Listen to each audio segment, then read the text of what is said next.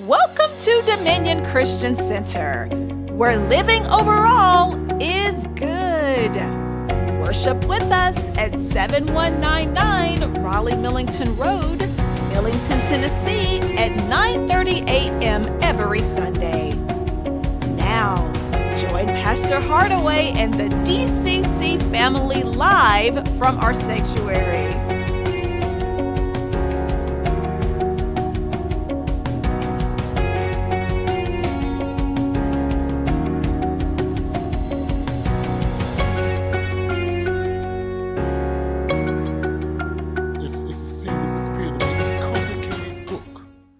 Revelation. The first one I want you to look at is the sixth chapter of Revelation. The sixth chapter of Revelation, and this gonna excite you. All right, and I'm explaining that this all is in connection with what happened to my wife and I this morning at Lowe's department store, whatever you want to call it, Lowe's, you know. And there in the store, the little lady came up to me, and she said, and my wife, and she said, I said, I can't even use my tax exempt. You can't use tax exempt unless you go through the cash.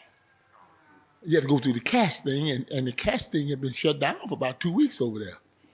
And I just began to get a little upset. I said, y'all making me go to this little, the little thing.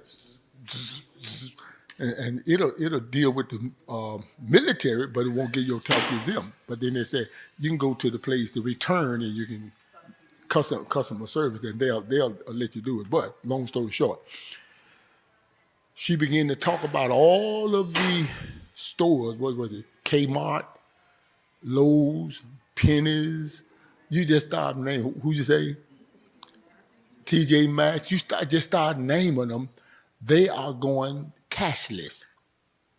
Now, I'm going to read a scripture to you that's going to enlighten you. Everything in Revelation don't scare you, it enlightens you. And eschatology, end time events.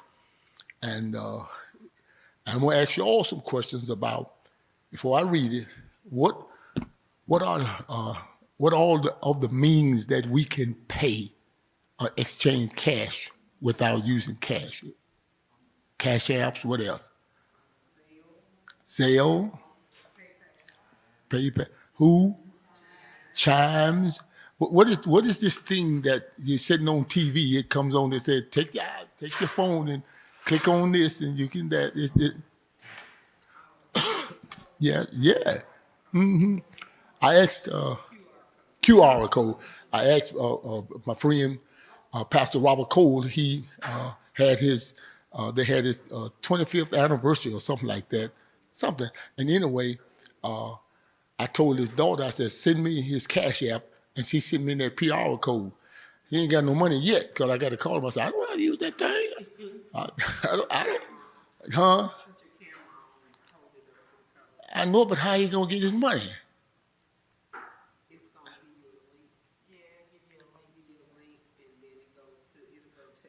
Gives you a link and then it goes to him. Well, later got to show me how to do it. I've been to send it to anybody. They've been got, but I said that to enlighten you from what I'm getting ready to say, and to show you that this is not something that's just happening. I'm gonna read you some scriptures and share a lot of other things with you what's going on right this moment, right today. We already know evil men and seducers shall wax worse and worse. So I don't get upset because people getting worse and worse, because the Bible was written over 2,000 years. Well, the New Testament was written over almost 2,000 years ago, and here we are 2,000 years now in the future of 60 A.D., 40 A.D., and now here we are 2022 A.D. That's 2,000 years. And so everything is said back in the back here when we first started, we see it happening. So that makes me believe that the Bible is right.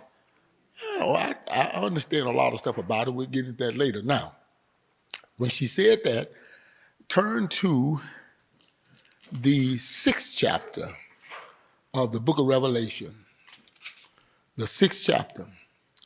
How many in here, now when I say eschatology, how many in here have heard of Daniel's 70 weeks of prophecy? You've heard of it? Don't worry about it, sweetie. You have to, that's why I said, notice why I said Daniel. So you have to read the book of Daniel to understand, or not really understand, but where to kind of see, because they both talks about almost the same thing. The book of Revelation and the book of Daniel talks about the same thing. Now, the 6th chapter, it deals with Daniel's 70 weeks of prophecy. And let me give you a real gist of it. It said 70 weeks. 70 weeks, this is what Daniel said, is determined upon my people Israel. 70 weeks. And then he said, from the time that they came back in from captivity unto Messiah being cut off shall be 70 weeks. And within those 70 weeks, he said, in the 69th week, the 69th week, Messiah shall be cut off. That means crucified. They cut him off. And so each week, they call it 70 weeks, each week is 7 weeks, which is years, 490 years. 70 weeks, 490 years. Y'all get that? I'm not going into the depth of that because this ain't really what I want to talk about. But after 369 years or 69 weeks, y'all get that? All of Daniel's 70 weeks of prophecy has long happened. And in the 69th week, they took Jesus, crucified him, and the prophets didn't see it. What happened is that the church age came in the midst. And the church age has been going on for 2,000 years. Every 2,000 years, God had direct dealing with this earth. That's all I got to say there. So the 7th week, the 70th week, or the 70th week, 69 of them has been taken care of, but when Messiah got cut off, God stopped the clock of time for when the end would come. So he stopped the clock, but that week must be fulfilled. The tribulation period consists of 7 years. If you're not used to it, it's 7 years. So 369 years have already went by. 363, I'm so sorry. 363, because 7 times it comes up to a 3. 363 of those years has happened. So 7 more years got to happen. The last 7 years is the tribulation period. You heard about that, hadn't you? That is the last week of Daniel's 70 weeks of prophecy. Each week consists of 7 years. So when you get to 69 weeks, you're going to come up with 363 years. Anyway, 463 years, 490 weeks. I don't get into all. Let me leave that alone. So, but anyway, to make it real understandable, when the last week, the tribulation period comes, then at the end of that time, I'm getting ready to read it to you. What is going to happen at the beginning of the tribulation period? You ever heard about that? Sister Dolman, you ever heard of that? The end of the tribulation, of the end when Jesus got cut off and God stopped the clock, and then he said, I have not forgot my people Israel, but they have went into blindness until he get through with the church. Then he gonna turn back to Israel, and all I'm gonna say is in the 30th chapter of the prophet Jeremiah, and the tribulation period is called the time of Jacob's trouble. You ever heard that term? It's the time of Jacob's trouble. Jacob is Israel because his name was changed to who? Israel. I preached it. Now, that's about as far as I can go with that. It'll take too much more time. Now, in saying that, just take your fingers and look in the third chapter of the book of Revelation. I'm gonna read some words to you, starting with verse 20. Listen to it. In the third chapter of the book of Revelation, verse 20, behold, I stand at the door and knock. If any man hear my voice and open the door, I will come into him and will sup with him and he with me. And to him that overcometh, I will grant to sit with me in my Father, in my sit with me. I should have bought my big like kind of CD in my throne, even as I also overcame and am set down with my Father in his throne. He that hath an ear, let him hear what the Spirit said unto the church. The part I want you to hear, behold, I stand at the door and knock. And if any man hear my voice and open the door, I will come into him and sup with him. Go down to chapter 4.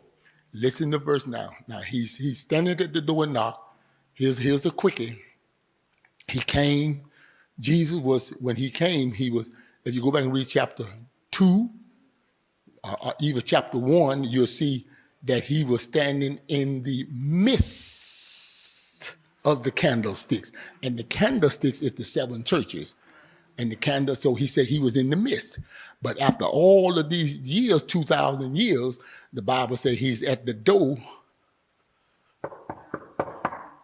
trying to get back in the church. The problem what we see today in the church is Jesus is not in the church. That's why he at the door knocking. Now, how many of y'all got that big Bible that grandmama had and mama had? Y'all know the big Bible? You got one? You ever seen one? With all them pictures in it? Y'all remember that Bible? I still got mine. Her grandmother gave it to us, and my mama had one.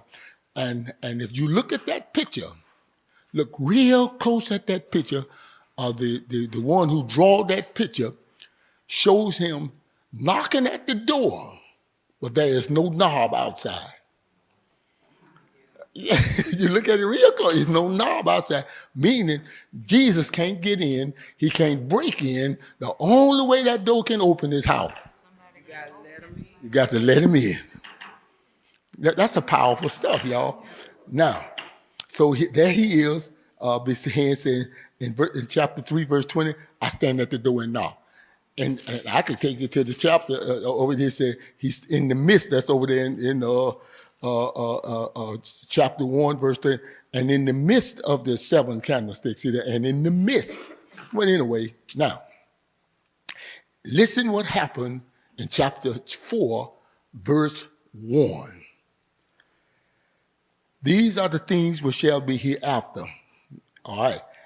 After this I looked, and behold, a door was opened in heaven, and the first voice that I heard was, as it were, a trumpet talking with me, which said, come up hither, and I will show thee things which must be hereafter. And immediately, verse 2, I was in the spirit, and behold, a throne was set in heaven, and one sat on the throne. And I want to read all of that there. Now, I just want to get this, and I'm not going to try to read all of it because I'm going somewhere else. Here, we see Jesus standing at the door and knock, and verse 1, according to all Bible compilers, that is in line with the rapture, says chapter 4, verse 1 is the rapture. Verse 1 and verse 2 is the rapture. Verse 2, and immediately I was in the spirit, and behold, a throne was set in heaven, and one sat up on the throne. Then, in chapter 3 and chapter 2, I'm just going backwards a little bit, you hear where in chapter 2 and 3, you hear about the 7 churches. the 7 churches in Asia Minor. And if you go back and read chapter 2 and chapter 3, whatever you read from Ephesus, Smyrna, Philadelphia, Laodicea, it is what's going on in the church now in some form or fashion, right today. And that's what chapter 2 and 3 is. It is the message unto the churches in Asia Minor. Y'all get that? So the only church that made it out of the whole deal was the church at Philadelphia. He all told all of them, I got somewhat against you. I got somewhat against you. But Philadelphia, he didn't have nothing against them. And the church that he said, I'm going to spew out of my mouth and Laodicea. All right. Just kind of whet your appetite so you want to go read this stuff, you know. And so chapter 2 and 3 is the church. Then chapter 4 say, when Jesus says at the door and knock, you don't hear anything else about the church, period, until the 19th chapter of Revelation. Because everything from chapter 4, 5, 6, and on is the tribulation period. Everything you read in chapter 4. Now, there's some parenthetical or parenthesis stuff there that I won't get into that. Now, the purpose of I'm saying this, I'm almost where I'm already here, I'm almost there, is that you hear nothing about the church of the living God, the born again, the true people of God, until the 19th chapter. And now here, I'm getting ready to read chapter 6 now. What I want you to hear. And you're going to see Jesus coming back on a, what color horse? White horse. Having a what? A sword in his hand, and on his thigh written the what? Word of God. And all the host of the rapture is coming back with him, and angels, all of them coming back to this earth. All of that is after the tribulation period. It's after, and then you hear about those Satan men took it, threw it in the lake of fire and all that. Now, leaving from chapter 2 to 3, the church. Chapter 4, and he said, I looked and behold, a door was opened in heaven.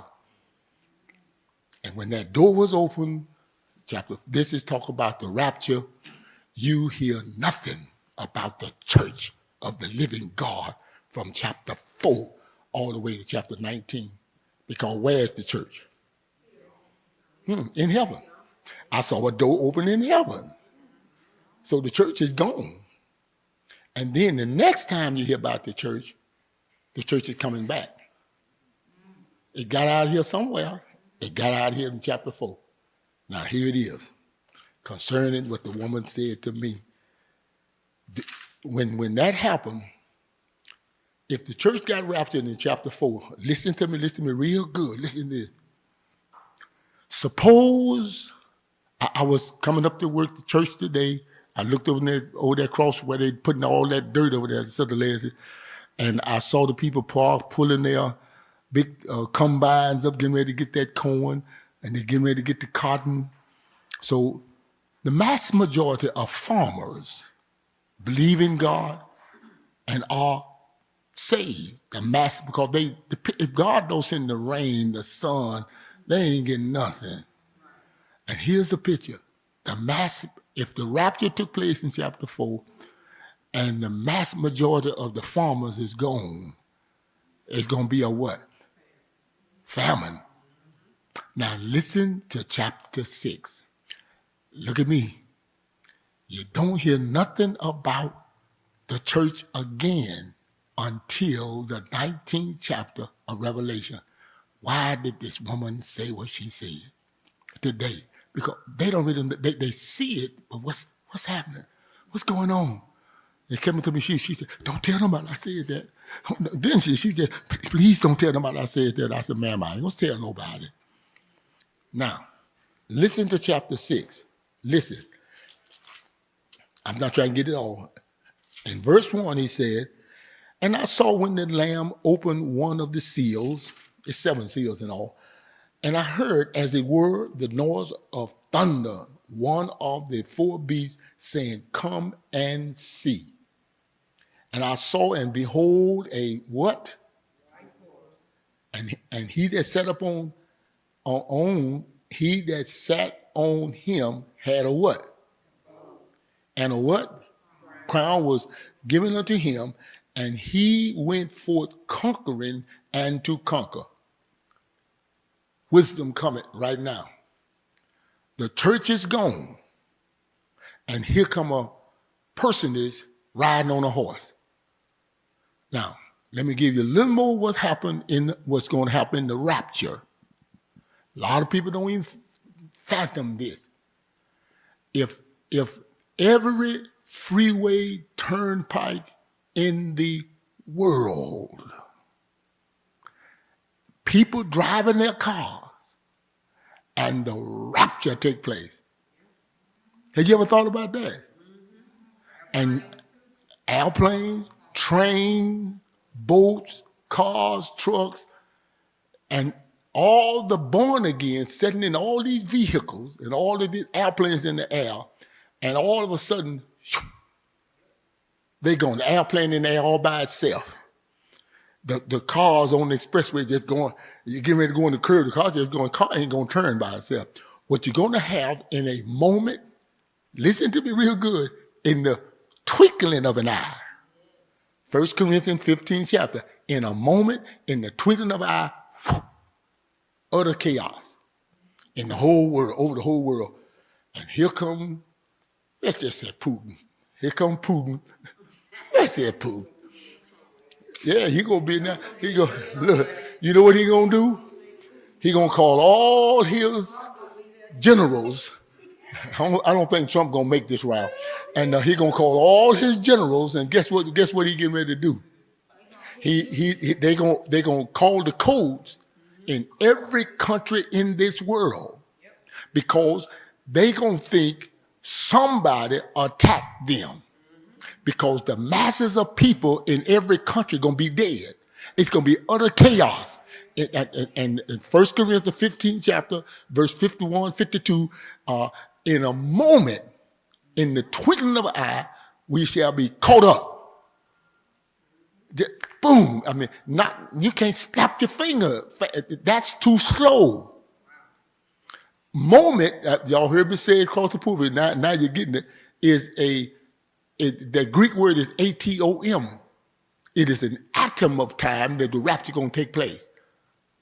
And then, not only that, that's the moment, and the twinkling, and I did it Sunday, the twinkling of the eye is not the batting of the eye. That's too long. The twinkling, it comes from a Greek word that means twitch. And you can't even see it. You can feel your eye twitch, but you can't see it. That's how fast the rapture is going to take place. So they're all going to be sitting, ready to kill. America did it. Russia did it. Japan did it. China did it. Somebody done it. And everybody will be... And listen to verse 2. Is it verse 2 of chapter 6? And I saw, and behold, a white horse. These 4 horses, and I'm gonna read them till you get out the way. I'm about to. And the 4 horses is not 4 different personages. It is the Antichrist coming immediately after the rapture from 2 Thessalonians, the 2nd chapter. And only he who now let will let until he be taken out of the way. When the Holy Ghost and the church go out, then the Antichrist is coming. And he's going to come, listen again, Jesus, 19th chapter, Revelation, coming, riding on a white horse, having an arrow. But this person is coming with a bow. Did you catch it? Let's read it again. Look what it said. And it said, and he that sat on him had a bow. But watch this. No arrow. And he's going to bring peace out of chaos. And you've heard it so plain. That's the first 3.5 years of the tribulation period. When the rapture takes place, he's going to come and say, I'm God. And he's going to sit in the temple of God over in Jerusalem and say, I'm God. And he's going to call fire out of heaven. You have to read the book of Revelation to see all this stuff. He's going to be doing all that kind of stuff. And people going to say, hey, God, God. But it's really going to be the Antichrist. The tribulation period is the last 7 years of Daniel's 70 weeks of prophecy. And the tribulation period lasts 7 years. But in the first 3.5 years, it's going to be so much peace. It's going to be just, ain't going to be no chaos. Talk loud, talk loud. Peace to the people that is chaotic after the rapture. You know, they running here, running there, trying to find peace. And that's the man gonna come, the Antichrist gonna come, and it's okay. They're gonna put everything back in order. Right. You know. Yeah. He gonna set everything back in order. It's gonna be so pretty. Oh my God. And all they gonna be talking about, he God doesn't come to us. But in the midst of the 3.5 years, in the midst of them 3.5 years, that's when that joker gonna take his mask off. It's going to be chaos. Now the church of the living God will not be here. I want to. I'm gonna read. Now there it is. Now listen. See, it started. It has started now, but the church still here. Everything. See, the only way that in this cashless society that's upon us, they call it cashless and digital. That is the sign of the Antichrist who is not here yet. But now, let me rephrase that. Let me rephrase it. Can I rephrase it? He is here right now. But he cannot be empowered until the Holy Ghost be taken out. Until only he who now led, 2 Thessalonians, 2nd chapter, only he who now led will let until he be taken, raptured out the church. Raptured. When the church raptured, then the Antichrist is going to show up. And if you read the Revelation, in 2 Thessalonians, he said these words, I'm going to, those who sat in the church and heard the word, those who won't come back to church. See, you got this pandemic or something else. Those who won't come back to church because of the pandemic. Those who keep talking about you can't go to church. You can't. That's how I do. Guess what? He said, I'm going to send them strong delusion that they should believe. The original language said the lie. And the devil is the lie.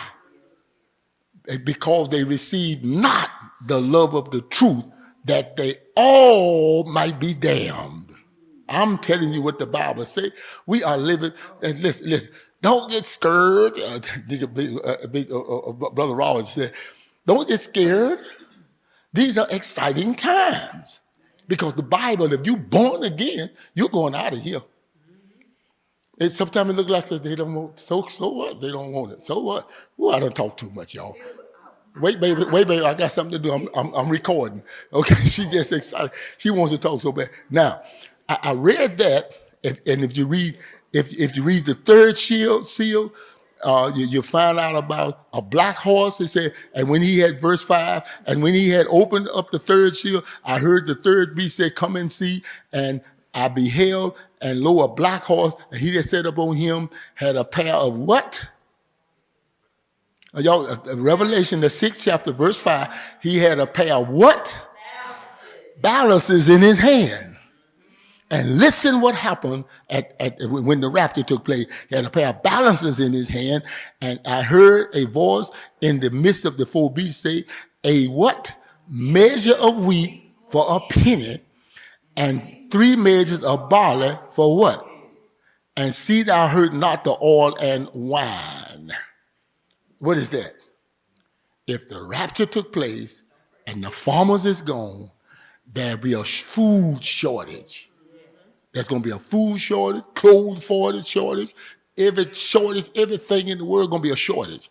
So, and then the only way that you can get something, going over to chapter 13, and I'm finished. Go over to chapter, I ain't gonna read it all. You can read it for yourself. Go to chapter 13. If you have any questions, feel free to just ask me. Because I can't teach it all. But go to chapter 13 and listen what happened. And this talking about the image of the Antichrist. This is exactly what it's about, beginning with verse 14, but I'm dropping down to verse, well, let me read verse 14. I'm going to close at 15 and then 16 and 17 and maybe 18. Talking about, and deceived them that dwell on the earth by the means of those miracles. He was doing miracles. And then verse 15, he had power to give life unto the image and the beast. That's a whole nother story. Then go down to verse 16, and he calls it all. Remember the penny for this, the penny. The penny, let me just stop right there. The penny is a day's wage in the New Testament and in the Old Testament. Okay? The parable. And he came and he saw folks standing and he hired them to work in his vineyard for how much? A penny a day. Now you know you can't buy nothing for a penny in 2022. But and everything you read here in Revelation chapter, all is yet future. Ain't no penny. You can't do nothing with no penny. But it's symbolical of a day's wage. I'm going to read it in verse 16. And he calls all, both small and great, rich and poor, free and bond, to receive a mark in their right hand or in their foreheads. And what did I read about that penny? What verse was that? I was in verse 15. And he had power to give unto the image and the boat and the beast and as many was like this. I read about that penny. Verse 16 or 6. Oh yeah, Revelation the 6th, the 6th chapter. And it talk about a penny, for a measure of wheat and a penny for 3 measures of barley. And see, that hurt not the oil and the wine. The oil and the wine talks about rich folks, rich people. And we go to the store, rich folks buy the best canned food, Del Monte, Libby's. Y'all hear me? But the poor folk gonna get the one with the white label on it. And so what they call it? Great, yeah. How many of y'all buying great, what you call it, nigga? Great who? Yeah, great value. Costco, yeah, all the yellow ones. And the purpose of it is that the poor folk can't buy the rich stuff. That's all they're talking about. I ain't gonna get into all of it. So a penny for this, a penny for that. But even when you try to buy with that penny, what you can get with your little, but now wait a minute, a penny for a measure in the New Testament and in the Old Testament is a quart. Y'all get that now? So you have to study your Greek. That's talking about a quart. So you'll have to pay a penny, which is a day's wage from the parable. He hired them for a penny a day, all the way up to 12 hours. Now, so the penny represents your day. Now, I don't care how much money you make an hour, you are going to have to pay a day's wage. I don't care if you make $300 a day, $20 a day, and you're going to have to pay that for it. And the only way you're going to be able to pay it and get it, I'm beginning to read it to you, right hand. Watch this here.